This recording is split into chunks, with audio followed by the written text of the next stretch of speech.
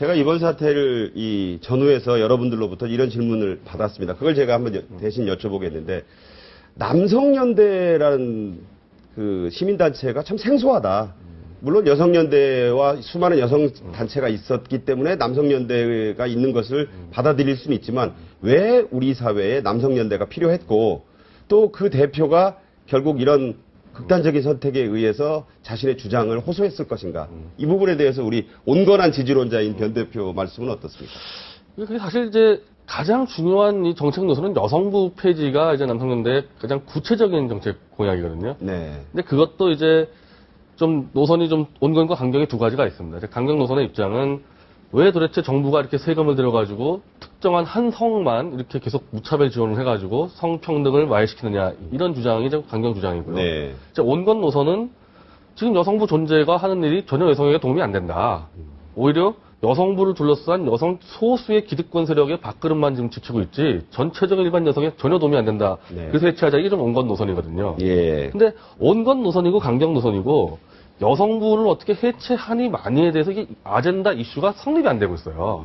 그러니까 아무리 합리적으로, 제가 볼 땐 저는 좀 온건 노선 쪽인데, 합리적으로 충분히 토론했을 때 의미 있는 이슈라고 분명히 생각을 하는데, 그래도 이슈가 안 된다. 이거는 최소한 여성에 대해서는 완전히 도구마식으로 무조건 정부가 세금으로 그냥 보호해줘야 된다는 게 너무 강하게 들어오니까, 이걸 직접 운동하는 사람 입장에서는 매일매일 답답한 거죠.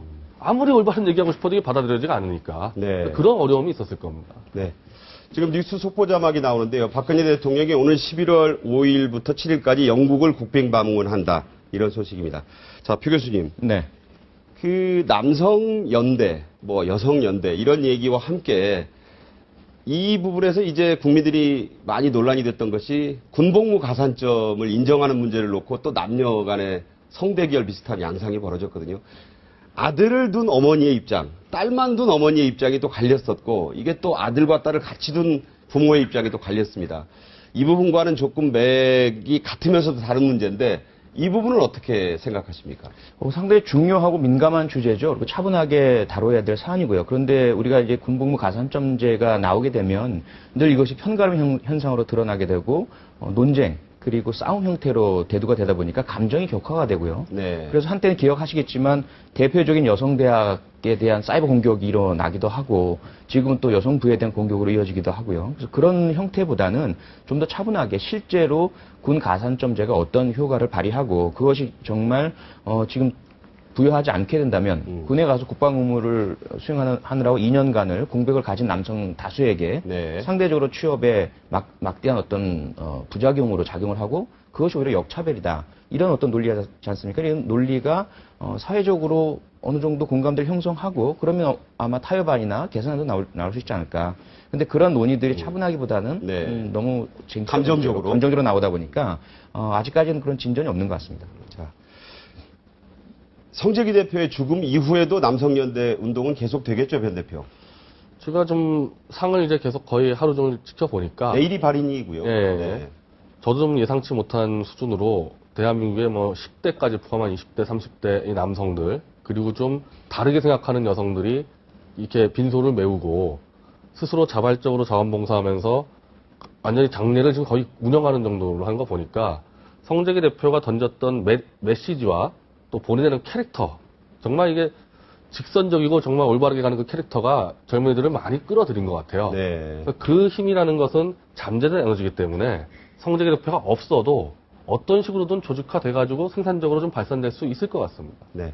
오늘 이제 두 분이 이 방송을 마치면 이제 조문을 또 표 교수는 하시고 이제 상주 역할을 또 뭐 조문객을 맡는 입장에서 이제 또 하실 텐데 오늘 현장에 가면 내일이 발인이라 많은 또 젊은 관심 있는 분들이 조문을 와 있을 겁니다. 아마 표 교수 얼굴이 알려진 분이고 또 이번 논란에서 또 중심에 또 어쨌든 계셨던 분이기 때문에 뭐 비난도 받으실 수도 있고 여러 질문을 받으실 수도 있겠는데 오늘 조문 물론 고인에 대한 순수한 조문일 수 있습니다만 어떤 의미를 담고 가실 거고 또 가서 그런 질문을 받으시면 뭐라 하실 건가요? 네, 순수한 조문이고요. 특히 어쨌든 우리 사회의 하나의 이슈를 짊어지고 그리고 자기 개인의 이익보다는 자기가 옳다고 느끼는 신념을 위해서 네. 모든 걸 바치며 살다 가신 분이니까 그 제 어떤 조의와 또 존경을 담아서 조문을 할 것이고요. 네. 현장에서 물론 저를 싫어하는 분이 많이 계시죠. 특히 저는 주로 뭐 남성이지만 여성 네네. 쪽의 이익을 많이 대변하던 사람이고 그런 면에서 제게 비판이나 어떤 비난을 하신 분이 계시다면 얼마든지 제가 그걸 수용을 하고 답이 필요하면 답을 드릴 예정입니다. 궁금한 게 있습니다. 많은 분들이 지금 조문을 왔다고 했고 특히 젊은이들의 관심이 아주 높았다고 했는데 여성 단체 또는 여성 가족부 차원의 조문이 있었습니까?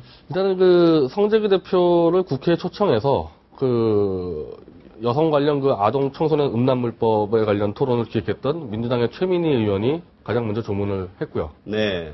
그리고 저희가 여성가족부의 좀 조윤선 장관의 여러 루트를 통해서 지금 조문해달라 그러는데 아직까지는 소식이 조문 없고. 요청을 하셨어요? 예, 네. 한 3루트까지 요청을 했는데 조문이 없고 어쨌든 우파 운동 단체인데 넓게 보면은 네.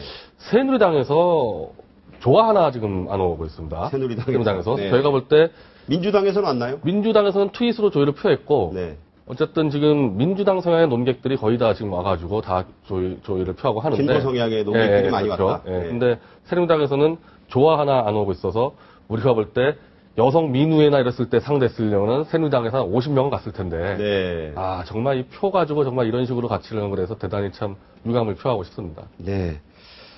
이제 두 분 가셔서 또 조문하시고 또 오늘 밤이 이제 아마 조문 마지막 날이 될 테니 바쁘실 텐데요. 두 분 말씀 잘 들었습니다. 오늘 이 자리에 와주셔서 말씀 나눠주신 점 감사드립니다. 고맙습니다. 고맙습니다. 네, 감사합니다.